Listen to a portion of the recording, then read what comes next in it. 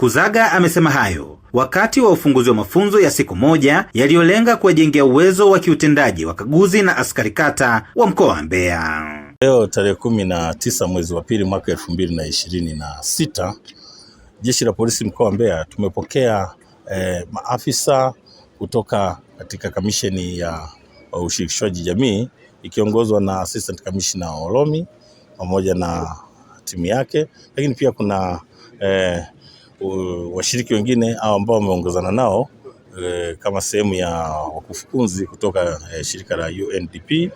Hawa wote wamefika katika mkoa wetu wa Mbeya kwa lengo kuu la kuja kutujengea uwezo na hasa kuwajengea uwezo wakaguzi wa kata pamoja na polisi kata tulio nao katika mkoa wetu wa Mbeya. Kwa upande wake, mkuu wa kitengo cha ushirikishwaji wa jamii kutoka makao makuu ya polisi Dodoma, kamishina msaidizi wa polisi ACP Elisanti Ulomi amesema lengo la mafunzo hayo ni kuwajengea uwezo askari hao katika utoaji wa elimu kwa umma, kuimarisha ushirikiano kati yao na wananchi, pamoja na kuanzisha na kuimarisha vikundi vya ulinzi shirikishi katika maeneo yao. Lengo la mafunzo haya ni kujengeana uwezo ili waweze kuboresha utendaji wao. Kama tunavyofahamu, katika taasisi yoyote training au mafunzo ni jambo muhimu sana, ambapo hili huwa linaboresha utendaji. Kwa hiyo kufanya mafunzo hayo yatahusiana na masuala mbalimbali yanayohusiana na utawala wa himaya, masuala yanayohusiana na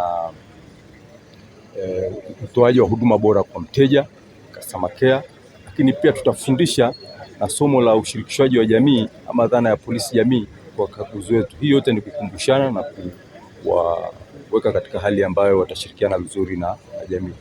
Hii yote inalenga kuboresha utendaji na kushirikiana na jamii vizuri.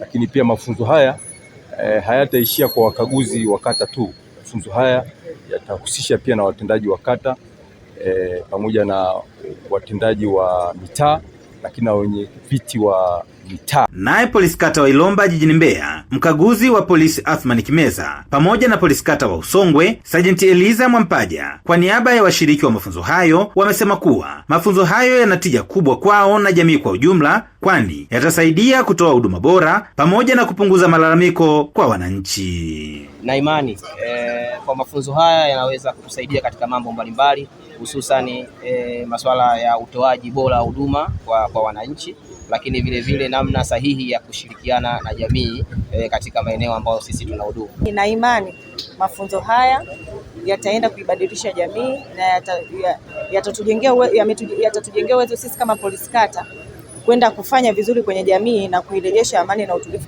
kwenye jamii, kama slogan yetu inavyosema kwamba polisi jamii, rejesha amani na utulivu. Samuel Mpogole, Hope Channel Tanzania.